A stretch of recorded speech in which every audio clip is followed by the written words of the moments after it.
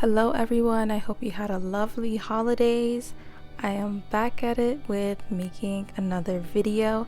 This is just some insights on how to make a soap recipe, which is super exciting. So this is just a general plan that I first do with all my soap recipes. I start by writing things out. Getting things on paper first is really good when you want to create things because it just helps you organize your thoughts. And then from there you could take the next steps that you need to do, but you'll always have something that you can easily just refer to. So I always suggest for anything, write things down somewhere, put it somewhere. If you want to look at it later, you totally can.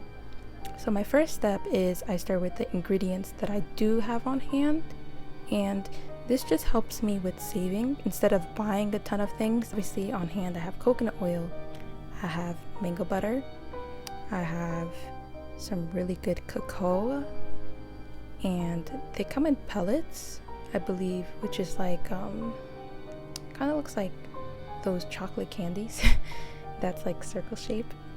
Then I also have grapeseed oil, which I really like, and I also have olive oil, which I really need to use up, so I'll probably switch to some olive oil.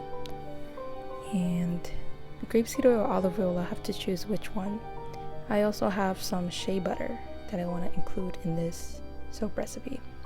Then I also have some good castor oil, which is really nice for those bubbles. Castor oil or almond oil, they're very good.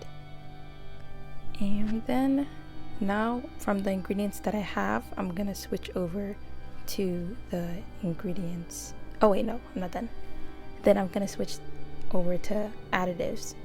So sodium lactate is really good to include in your soap. It's one of the hardening agents that usually people include it in.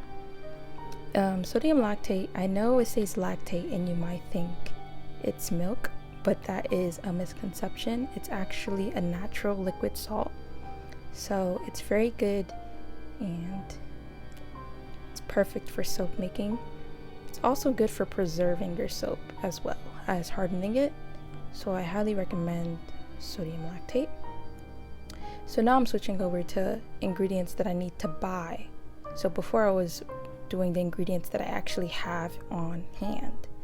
So the ingredients that I need to buy is jojoba beads. So this is a natural exfoliant, so it's just gonna make the soap look prettier. And then I also need to buy some coffee grounds. I'm gonna do that because I just want some dark specks in it, but I also want it to come from a natural source. And yeah, they're both just really good if you want to make your soap look more interesting. This soap is gonna be a whitish brownish soap, so I'm not going to be including any red palm.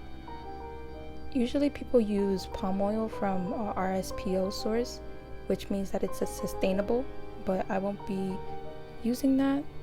But I will be using mica, and mica is basically glitter that is natural.